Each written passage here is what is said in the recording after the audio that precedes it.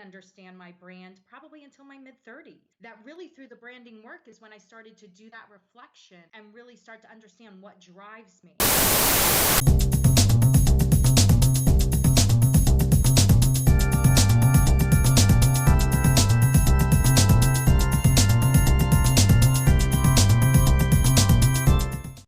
All right, so we're gonna get going. So I'm so excited. Today I have, and we have as our guest Janine Morris. I met Janine.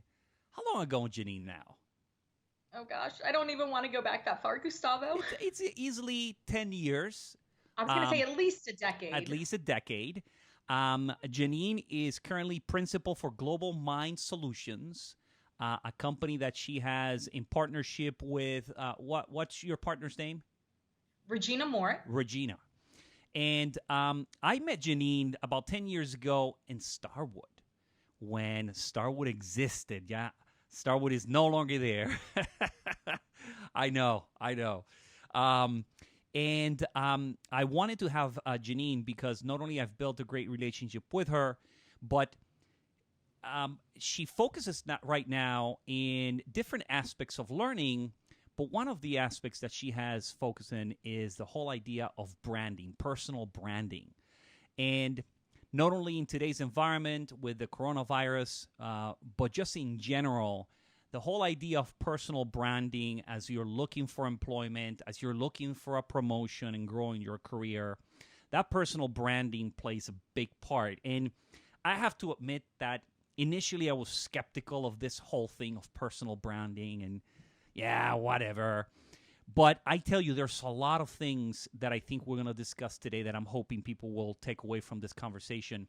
And Janine, as always, the conversation is about um, anyone that wants to listen from an HR standpoint, that wants to learn. But if there's anybody that is unemployed, underemployed, or looking for a career change, our goal is to try to get them to pick up a few nuggets that they can run with, and hopefully it will help them in their career. So, welcome to Thank Talent. you. To HR Talent and Insiders. I still get the name all confused.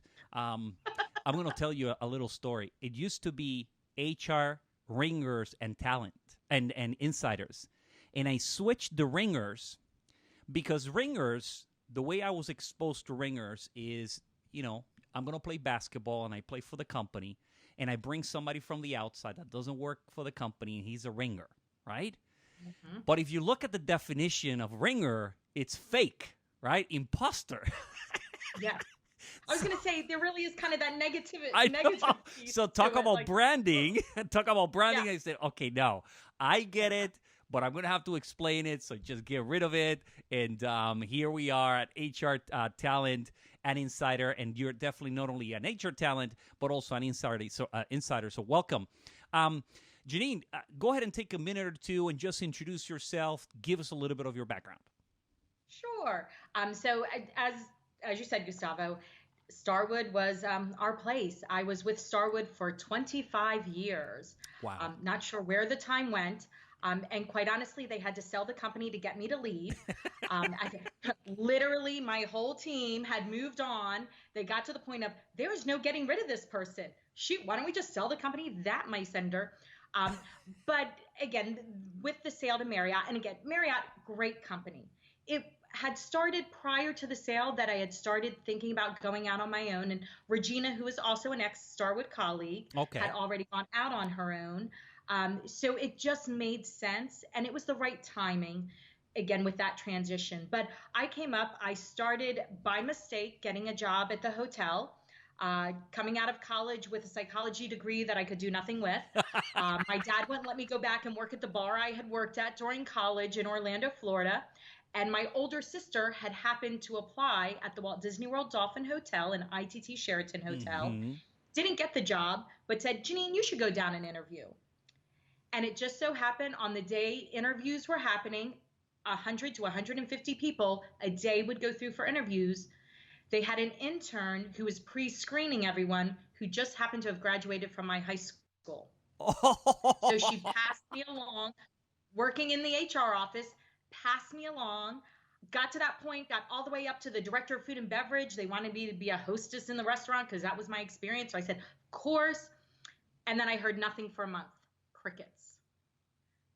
Ultimately, as it turned out, they lost my application. I finally get a call. And by then, I had learned a little bit about a temp program they had at the hotel, which allowed you to work in different areas. So I decided to take a job as a temp. And my first temp job was in the HR department, casting at the time. Uh-huh. Um, and again, I fell into the job, loved the people I met, loved the interactions I had in that first temp role. And it took me 6 months to get back into it full time, to get a full time job in that department.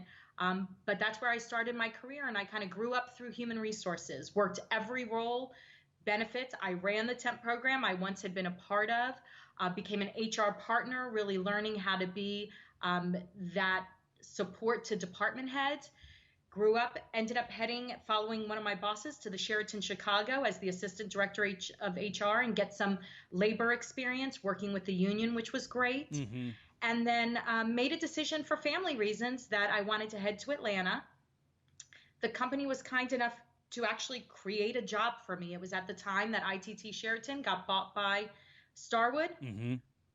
Started there and ended up working at the W Hotel, at the Westin hotels as well in the city. And then by mistake, ended up in a job called the Director of Service Culture, where I spent almost, 11 years driving culture and really creating a job that started out as a purely training, but evolved into operational excellence, Mm-hmm. learning and development, and really focusing on creating training.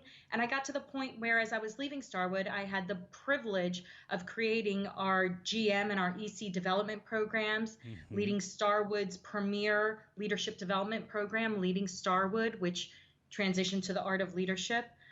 So I had a lot of amazing experiences, and I just knew at that point my passion truly was developing others, Mm-hmm. and I wanted to do that full time and find that way to help others find the right solution that was needed, whether it's training, coaching, whether it's process enhancement, and helping them to do their business better and to bring out the best in people.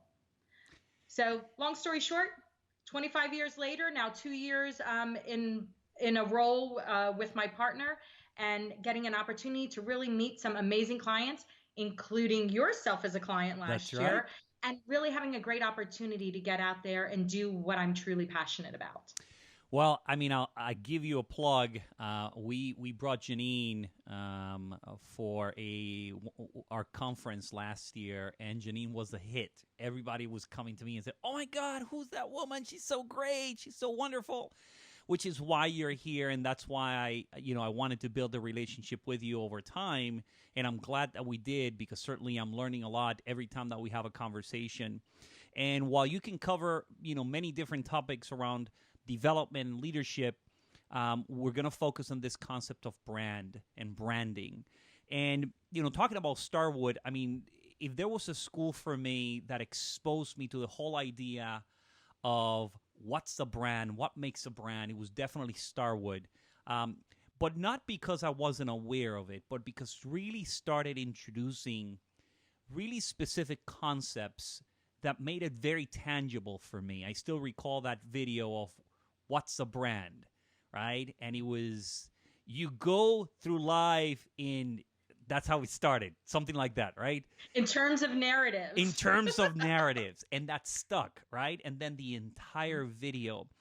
So give us a little bit of what we were exposed to from a Starwood standpoint that led then to you taking those concepts and saying, well, all of this actually applies to us as individuals, not just companies. Awesome. Thank you. Well, and quite honestly, for me, that was the first time too. As I walked into that role of director of service culture, it was understanding we had Steve Heyer, who joined Starwood from Coke, who had that strong branding background. Coke. And one of the things he had done was really talk to our guests and find out, though people were loyal to different hotels, they weren't necessarily loyal to the brands. And that's where that work around branding, and really, how do you differentiate a brand? What are those elements that each brand has that kind of have always been there, but it's about bringing them to life and really creating that bond. And that's how you create loyalty with people. So through that, it was really that focus on on consumer branding. So Mm-hmm. again, the Westin Hotel, personal instinctive renewal as the core values, and everything that was done brought those values to life. And as that evolved, one of the things in my role that really started to interest me was kind of on that flip side of how important it was to engage your employees in what the brand is about and Mm-hmm. understanding the brand so they could bring it to life and connecting who they are to the brand and really understanding that. And so the whole concept of branding from the inside out, really for consumer brands, Uh-huh. that you have to engage the employees, engage those who are bringing your brand to life. So that was kind of that first step, and I got very passionate about working with our brand teams and the marketing teams to really look at how do you engage associates, and then taking it that step further of that recognition that we all are a brand, that Mm. whether we realize it or not, that Yeah. people categorize us. Yep. I mean, think back in high school, it happened to all of us. There was the Yes. brain, the princess, if you were a fan of the Breakfast Club, the jock, but people categorize and at times decide your brand for you if you're not paying attention to it. Mm. So when we talk about kind of a personal brand, and I love the fact that you brought me on as you think about, for those of you who are not only in HR but looking for jobs, that importance of understanding what value you bring to the table in your brand. It's not about necessarily going out and marketing like the Kardashians. Mm-hmm. And sometimes people think branding is that piece. When I talk about personal branding, it's really about understanding who you are and really that reflection of how people see you. And does that align? Because sometimes you may think this is how you're presenting yourself to people, but in the end, you're the mean boss, not the fun boss that you Mm-hmm. think you're being, because that you're all about fun, but the way others are seeing you. So it's about how you create that alignment. And then how do you ensure that decisions you're making, what you're doing aligns with truly what your brand is all about? And then how you can use that brand to then drive success for companies that in hiring me, this is what I bring to the table. This is what my brand is all about. Mm. Okay. So kind of at a high level, that's kind of where what got me that interest. And then, being able to help people start to uncover and understand if you want to write your success story, you got to understand who the main character is. Yeah. Yeah. And as I discussed with you when we were talking about bringing this topic to the podcast, um, I guess on one side you probably have the group that struggles with knowing truly who they are, um, for various reasons. Um, and then there's people that just struggle genuinely with defining who they are, and that are going through the process. Uh, Tell us a little bit in your experience, what has been some of the challenges that people have encountered when it comes to defining their brand, who they Well, I are? think for a lot of us, great. I think for a lot of us, quite honestly, I didn't understand my brand probably until my mid 30s. Mm. That really through the branding work is when I started to do that reflection and really start to understand what drives me. So it's being able to take that step back and first think for yourself. And we encourage people when I'm working with people to kind of help them to define their brand and really start with what are their personal core values, is to think about for yourself, what are those keywords that describe you, that you think describe you, or what's important to you, and where you're focused, and what gets you up in the morning, what gets you to work, what keeps you going. So let me And then ask the you, other piece, oh, just go to ahead. break it down. So if I'm trying to speak to someone about helping them define their brand, is it a selection of is it a selection of words that represent who you are? So, for example, how do you describe your brand when you're talking to others? Well, thanks for asking. I say usually we get people going with what are some of those keywords, and we work off of what we had learned from consumer branding. Mm-hmm. So when I talk about myself and I look at who I am and my brand is, it really comes down to me, my three core values, Mm-hmm. which are integrity, loyalty, and family. Okay. Maybe it was a little too much of watching The Godfather growing up, the Italian side, But to me, it's about integrity. It's about doing the right thing, knowing no one's going to know if you did it or not. Got it. It's about when I walk by in a hotel, I have to pick up the pillows and straighten the pillows on the couch. Nobody's asked me to do it. But I have to, it's the right thing. Or picking up that piece of garbage. Or again, opening the door for somebody who's struggling to open the door because their hands are full. It's about just acting with integrity. When it comes to loyalty for me, and I boiled it down to that word loyalty, and there's probably other things, but I recognized, and as I talked to others about what they saw in me and kind of how they described me, is that willingness to go that extra mile. And when you're in my life, you don't have to talk to me every day. You don't even have to talk to me for 2 or 3 years. But if you need something, pick up the phone. I will be there. I will fly to Florida and stand next to you if you need, as you're getting bad news or whatever that might be. And that loyalty to me is so important, to be there for others. And then family's my third. And I don't know if you can see the picture of, I do come from a large family, and we are a large Italian family. Yep.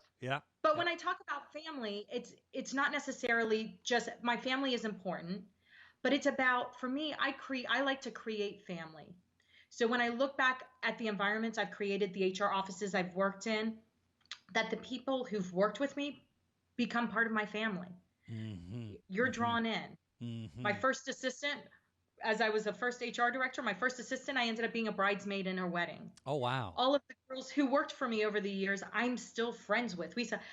Again, Regina was an individual I met through HR at Starwood, who then, as I started training at her hotel, became family. I'd sleep on her couch instead of sleeping at the Westin Diplomat, which was an incredible hotel, but I would go stay at her house because it was about creating family and support, and that essence of what family is all about, being there for each other. And I create that in the environments where I work.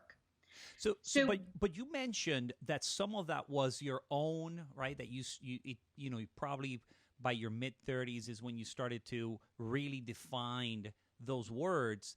How much of it was also how others were describing you? Because then I guess that's the other thing, that I may define myself as honest, right? Or loyal, and other will say, nah, wait, that's not what I would describe Gustavo as. No, not at all. Well, and what we encourage people is to go ahead, start with that self-reflection of, what are those words? What are those attributes, those strengths that come to mind? Then I always encourage people, get out there and ask for your friends, family members, colleagues, ex-colleagues, clients to give you some words, just to say, hey, I'm working on my branding. I would love, in your opinion, what are maybe 3 to 5 words that you would use to describe me, or the value you see that I bring to the table as a business partner, as a spouse, as a mom, whatever that might be, and get some different words. I'll tell you, if you really want some good words, ask the kids in your life. Brutal honesty. Maybe I should call my kids and see what words they will use. But what you end up finding, and when we've had people go through this exercise, what they've actually found is, once they put all those words together, that there were a lot that repeated or were very similar. Okay. Again, maybe I myself thought I was a very creative person, and a few people wrote innovative or great at brainstorming, comes with new ideas. So I may find, what is that one word that kind of speaks to me, that encompasses what others are seeing and what I see in myself? Could there be, I don't want to say a disconnect, but could there be, if I'm going through the self-reflection process and I'm thinking of these words, could there be words that others would use to define me, but I don't really see myself like that, but somehow others do see me? Is that a problem, or is that something that perhaps I wasn't really in touch? Is it a good thing? Is it a bad thing? I think it's a little bit of both. I think sometimes you'll find there are words that surprise you. Okay. There might be talents you have that you didn't even realize other people pick up in you. Again, I mentioned earlier, I got the job as director of service culture by mistake. I answered an email wrong. I thought I was applying to do strike task force because I wanted to be a regional director of HR. That was my ultimate goal.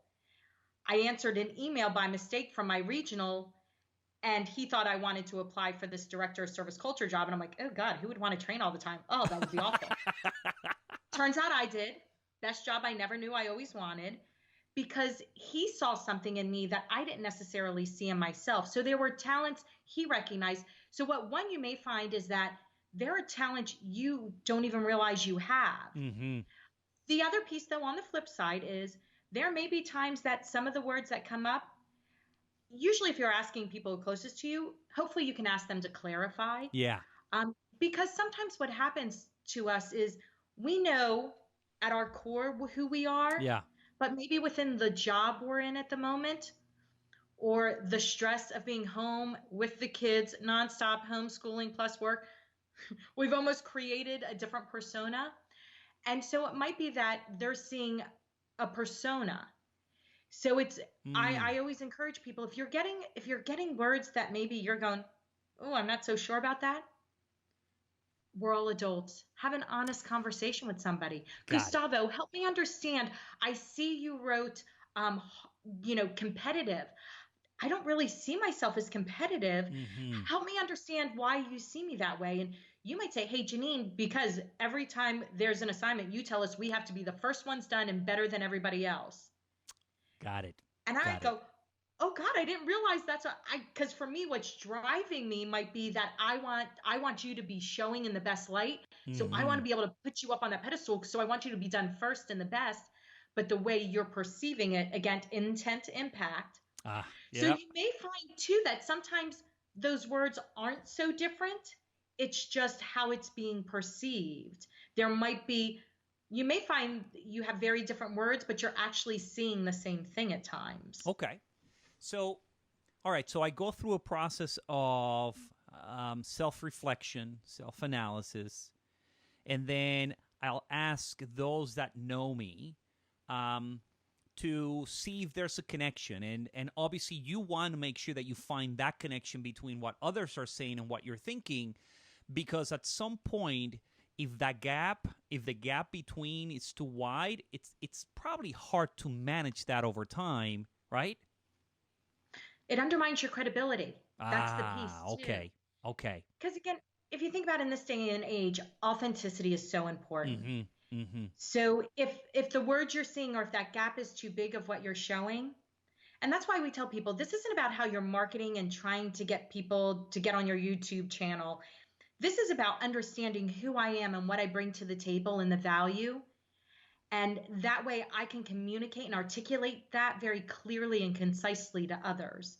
Mm-hmm. Because if you get to that point of potentially I'm looking for a job, when I'm writing a resume, networking, interviewing, I need to be able to articulate what is the value I bring. And if I've never sat back to go, what that truly, why should anybody hire me? What do I bring to the table? Mm.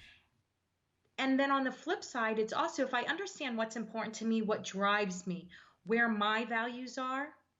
What I may find too sometimes when I'm looking for a job or maybe looking at a promotion, maybe that individual who I'm going to be having to work for, their values may not align with mine. Mm. Okay. And I may choose one to take the job, but I may recognize it creates more stress when I'm having to potentially work with someone who doesn't share the same type of vision or values that I do, or a company. Again, if there is a company, and I've seen this with clients when we've talked to clients, and are we the right, company for them to use? That client who's very numbers focused, drive, get it done, get it off the list. I've actually said thank you, but no thank you to somebody who wanted to pay me Mm. because that's not my values. That's not how we approach what we do. And yes, I could go in, I could make the money, but it wouldn't fulfill me in that my job is to light the fire, fan the flame, is to help people be their best possible selves. And if that's not what the company's valuing, it's not the right fit. And it helps you to make decisions if you're very clear on what's important to me. Yeah. Well, it's interesting, talking about branding. We talked about millennials for several years, and millennials were criticized. But what nobody ever pointed is that millennials were not born like that. They were created by the environment, including those raising them, and that becomes your brand, right? It becomes who you are, becomes who you are represented. And at times, The challenge becomes when people put the labels on you and you either try to conform to those labels that may not represent you or you reject them. Obviously there's consequences to both, right? If you adapt and you say, okay, I'm just going to go with it and I'm going to flex, it may come a point in which it's not sustainable because it's if the gap is too far from who you are, you may not be able to sustain it over time. But on the other hand, if you say no, that's not who I am, and I don't want that, you have to be prepared for whatever consequences that brings. Like in your case, not getting the job that you were pursuing at the time. So Yeah. it's probably a struggle that at times some people would have because depending on their personal circumstances, they may say, you know what, I'm just going to swallow my pride now and I just got to take this job because I need the money or because I can't be unemployed. And I'm sure that you encounter those situations when you are working with people because ultimately it's not necessarily one size fits all, but the reality is that this is about choices, but it begins with trying to go through the process of discovering who you are and then try to go out there and find something that aligns with you. Yeah. And the reality is, yeah, sometimes you're going to take a job. Or again, during the interview process, what a company presented to you, what that hiring manager presented, it sounded great. It sounded like it aligned to who you are. And you get in and find out maybe it's not. Or maybe you had the opportunity to use those core values and drive, but now you've gotten to a place where you no longer can. So then it becomes about choices. It doesn't Yeah. mean I have to leave or quit my job, but I do recognize, and it's that recognition of it takes maybe more emotional energy than to deal with it. Yeah. And that becomes a stressor. And again, when you have those stressors, that stress comes out one way or the other, whether it's on the people you work with, maybe your family members, on your personal health. Mm-hmm. So it's that understanding. And that's why I try to encourage people, if you start by understanding who you are, a lot of people just kind of go through life or they stick with the labels of that were given to them. And you talked about millennials. When you talk to these millennials, you got to remember they had to start technically branding themselves when they were in the fifth and sixth grade back in MySpace in the Yeah. early days and make decisions. And it's very hard to sometimes step out of those roles, or you just kind of taken on, as you said, what everybody considers to be that label Mm-hmm. and taken Mm-hmm. on those attributes without stepping back and go, but that's not really who I am. And I want to be who I truly am. So for me, it's that great just exercise in understanding yourself Mm-hmm. and understanding don't let everybody else write your brand story. I think that's so And important, that's in the world of Yelp and Glassdoor and Indeed reviews. It's so easy, um, to be labeled one way or the other as a company. The same premise applies, as an individual. Certainly, if I'm a public figure, I'm much more exposed, right? If I'm Oprah, if I am Michael Jordan, I'm much more exposed to those labels than perhaps me that I'm not known. But even within my circle, people are putting those labels. We may not think they are, but they are. What was yeah, it that you said that they're talking something about behind your back? yeah. I mean, if you're not working on your brand has been decided. It's what people are saying behind your back. It's what That's your people are brand. saying behind your back. Okay. Yeah. So So, are you helping to direct what they're saying? Are you acting in a way that reinforces who you are and what's right for you mm-hmm, mm-hmm. and who you are as a person? Or are you letting somebody else decide that and spread that? Well, I will tell you, working with Starwood, the concept that really made it clear for me is the concept of everything communicates. And I remember doing the training sessions, and I would talk about the concept of everything communicates, and I would always say, what you do or don't do, what you say or don't say, it's communicating about you. The question is, what do you want to communicate? And when I heard that concept, I was like, oh, of course it makes sense, right? Well, take it or leave it. Well, yeah, there are consequences to that. But the whole idea is that you may not have intended to communicate that, but somehow that's what was communicated. that concept for me, and the one from branding from the inside out, which as an employer, I would encourage anybody in HR, anybody that is truly trying to focus on the idea of culture, start with that concept of branding from the inside out, which in essence is what do you do for employees so that they in turn do it for their customers and for their guests. And if you're not doing it for your employees, chances are that your employees are not doing it for their guests. That was, to me, was like a moment, right? It blew my mind. Okay. But it is so important there in that understanding of that at every moment, everything's communicating. And if you're not tuned into it, again, the wrong messages could be sent. Correct. I mean, listen, as I was talking to John, another guest that I had, and we were talking throughout the podcast about video interviewing, and he highlighted the things that I have in the back. Well, everything communicates, right? From the cup that I'm drinking to the way that I'm dressed to the decor, how I approach people, all of that communicates. So the question is, are you communicating the brand that you want? So let's assume for a moment I have defined my brand. I've validated that there's alignment between what I think and my actions and what others are perceiving.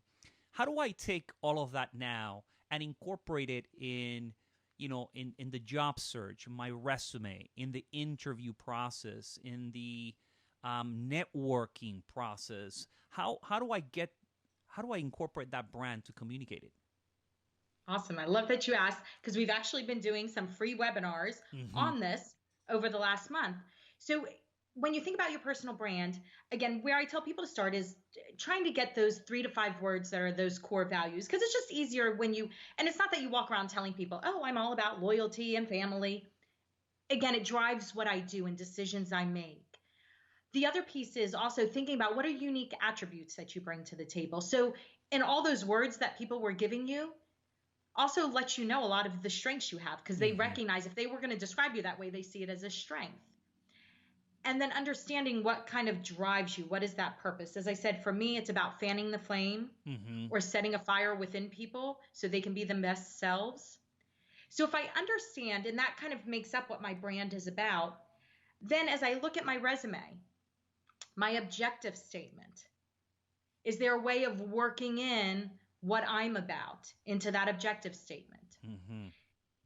When you think about networking, if I understand my brand, then can I do my 2-minute elevator speech? So any new person I'm meeting, or when you ask me to introduce, and again, you asked me a little bit more about my history and what got me here, but is it just, again, my name is Janine Morris with GlobalMind Solutions, because I'll have people ask me, well, tell me a little, what is GlobalMind Solutions? Yeah.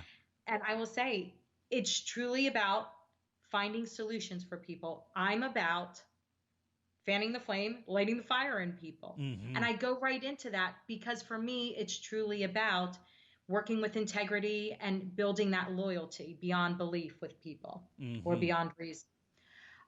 So it helps you then in that networking of, if I understand my brand, how can I articulate that in a very short, succinct, very specific way so that it hooks people and they want to learn more about me, but also allows me to tell more than, well, I worked as an HR director for 14 years. Then I was in learning and development, and it's what I do versus who I am and what I'm going to bring to the table. So it can help you there. And then, of course, during the interview process, it is that same way. More than likely, most interviewers start that interview with something around, tell me a little bit about yourself, or walk me through your resume. They start with that kind of introduce yourself. Yeah. And what a great way to very succinctly start by telling them, who and what you're about. I also partner that with, always look at the job description, understand the company so you can blend those together. Yeah. Yeah, because that's the other thing. Very important. If you're describing yourself in a way that aligns with who you are, but doesn't describe the job and what they're looking for, again, you can make the choice of saying, well, this is who I am. If they don't want it, they don't want it. But you really have to look at that job description and say, okay, where do I find myself in that job description? Because otherwise, they may not be interested. So there are ways to incorporating this throughout that entire what I call the job search process. In the resume would be the objective. You can also probably put it in any of the pieces where anything around accomplishments. Would that be, obviously it has to be relevant to the job, but I guess a lot of people would struggle with, well, I can't, they don't know who I am, so until they give me an opportunity, they won't know who I am and they won't know that I'm able to do it.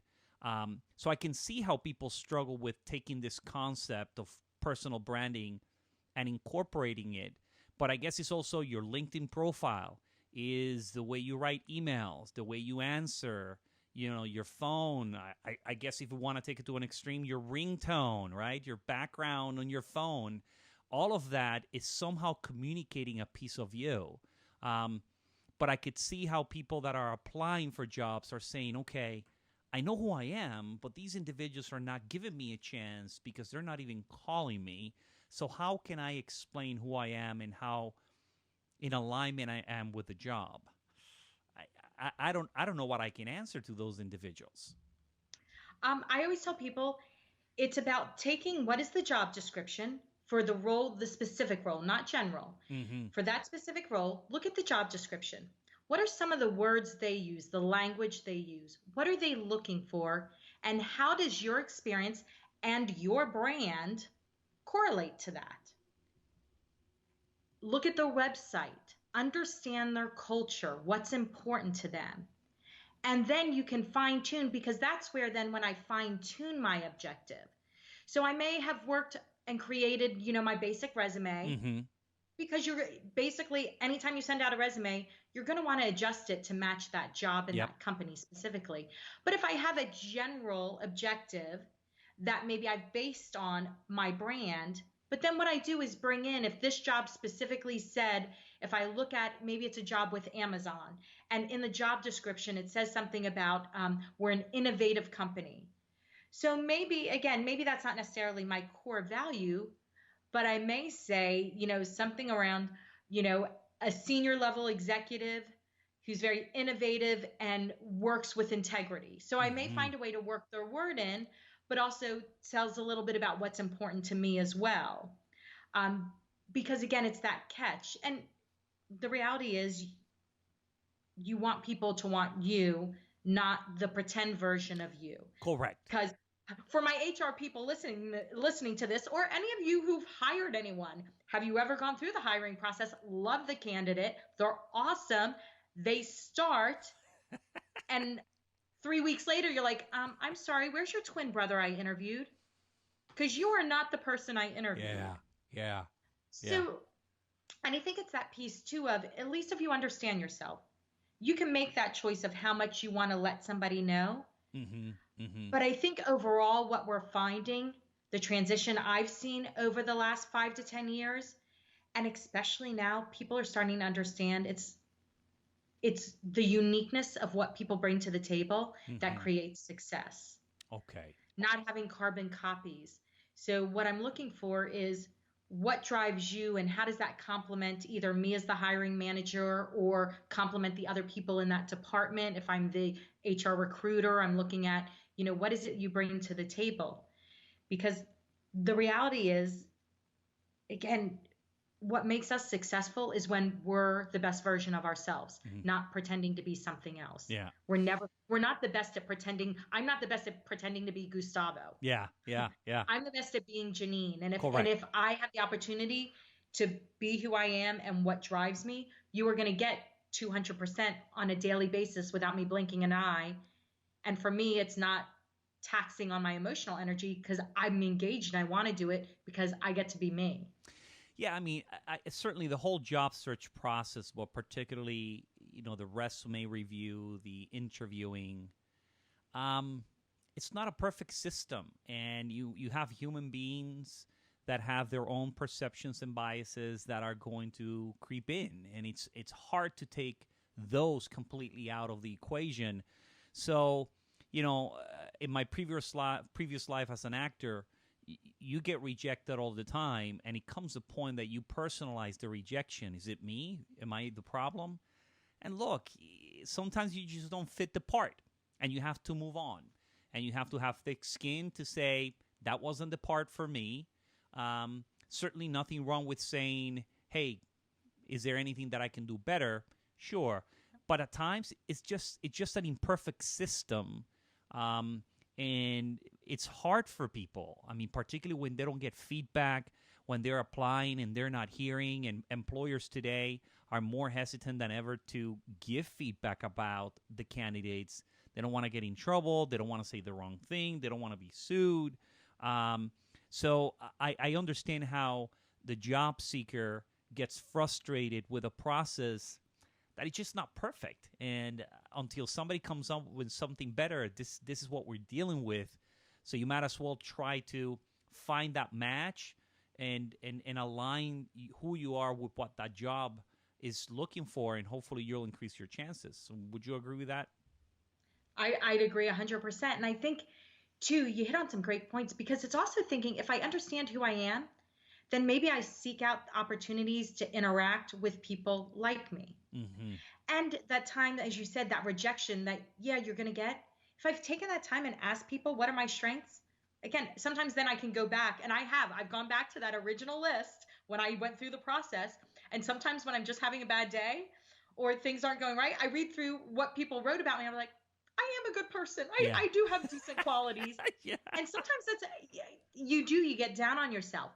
I would say that, to me, what I continue to focus on with people, the resume is important, the interview is important, but right now, the most important thing is the networking. And that's where, by understanding your brand and being able to articulate that, to me, is so important, is understanding then what are different organizations, groups I can look at joining, whether it's on LinkedIn or in Facebook, that then I can continue to make connections with. Because you never know whose brother, sister, uncle's best friend's father is the hiring manager for the perfect job for you. Yeah.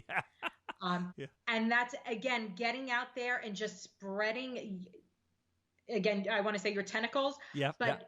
the more you can interact with people, the more people, because we know as HR people, and for the HR people out there, you tend to be more apt to take a chance on the friend of a friend of a friend versus the random piece of paper coming through, Yeah. that random resume. Yeah. Yeah. So Yeah. that willingness to talk to somebody because Gustavo's wife's brother knows them and can vouch for them, Yeah. it at least, then I feel like there's a connection. So that's, to me, that right now is the key. And with that goes, though, if I'm going to be networking with people, I have to understand who I am and be able to articulate the value I bring to the table, what I can accomplish, and how I get that done, those strengths and the way in which I work. Got it. So, just to close, so when it comes to branding, what's the difference then between branding and marketing? Is it the same thing? I think people sometimes use the same word. Mm-hmm. And I would say, when I'm talking to you about thinking about your personal brand when it comes to getting hired and just how I interact in the world, understanding that brand. Now, if I want to go out and market myself, some people, yes, will. I mean, I think of the Kardashians. I think of some of these people who will put anything out there. But then I also look at others who have marketed themselves but stay true to what their brand is. Yeah. As I was watching, if any basketball fans out there, The Last Dance, the Michael Jordan, about his last season. Yeah. And so there's been a lot said, and recently an article by an ex-manager, a quote of him talking about that just a few years ago, that he had been offered over $10 million for a 2-hour appearance and to put his name on something.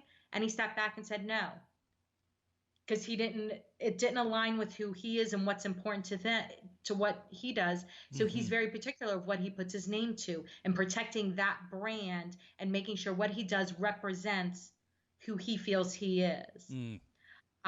So I think there goes a bit of that marketing. Again, when I market myself out, I look at what my brand is about and how I market, who I'll choose.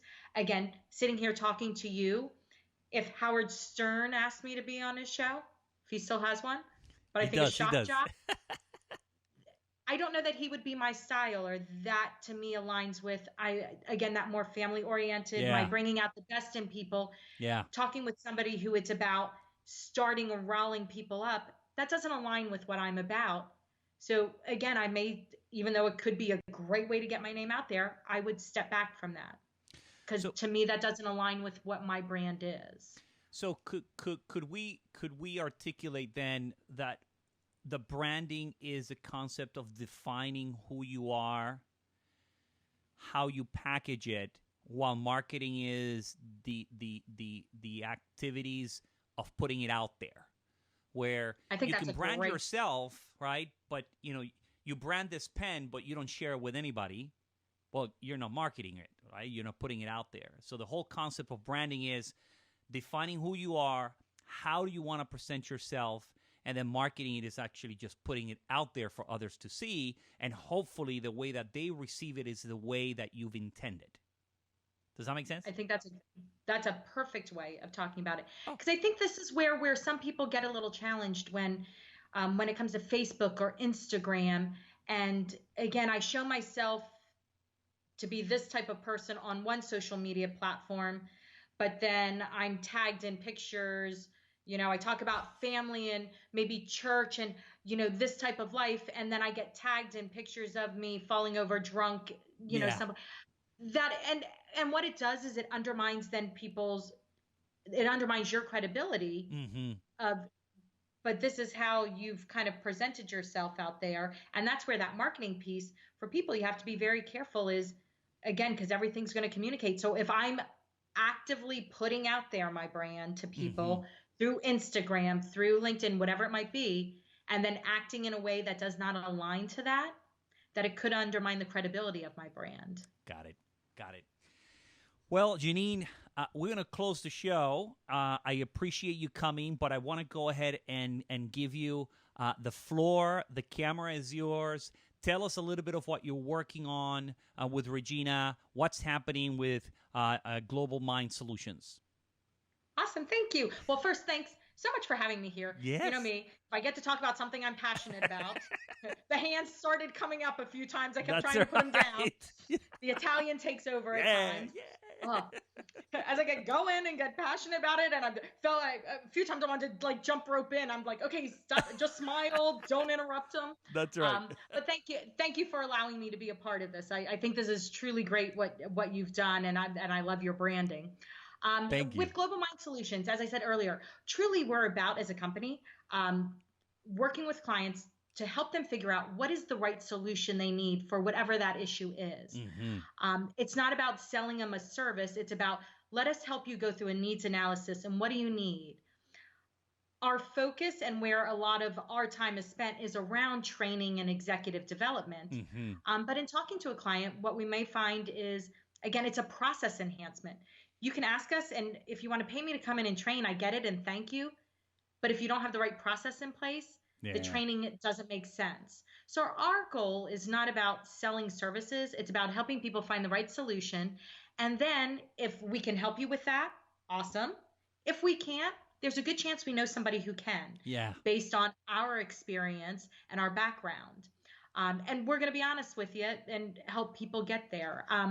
Truly, the passion is around helping others to develop. So whether that's one-on-one through our executive coaching, or that's groups, developing leadership training for groups and different companies, it's amazing. We have a number of clients right now that we're doing very different things for, Mm-hmm. based on what their needs are. With one, I'm developing just a very basic time management class that then they can show to their employees around the world with time management hacks. Another Okay. client who's getting ready to open 4 new stores, we're going in and working with the leadership group to help them grow their leadership capability. So as they can open at a very high level, and again, start with a great culture and ensuring that's happening. So different companies have different needs, Yeah. and we work to help figure out what those are.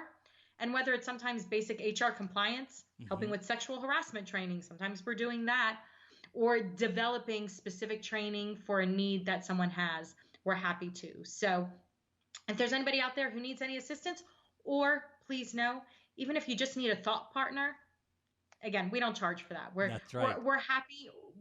We love, again, to help others, and we hope that at some point, whether it's you or somebody you know, you'll suggest us to, um, that we'll be able to assist. But we're always out there just trying to find a way to assist. And one of the things we've been doing is over the last 6 weeks is hosting free outplacement training. It was a Hmm. need that we heard from one of our actual hospitality friends as Yeah. layoffs were starting, and she happened to mention to me, my gosh, I just feel bad for our employees.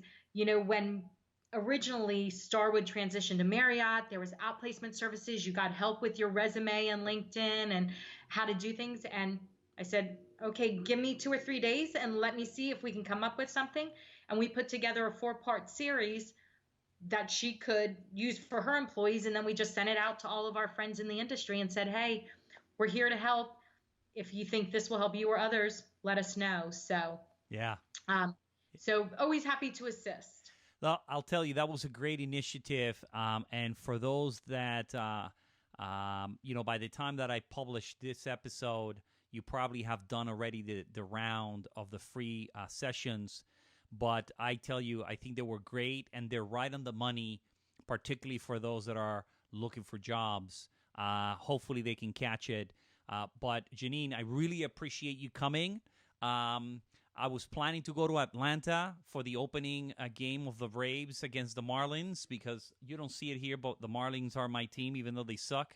But Loyalty beyond reason. You stay with them. that's right, yes. But if they reopen and we go to the game, I'll let you know, and maybe we can stop by and say hello. But thank you very much for joining me today.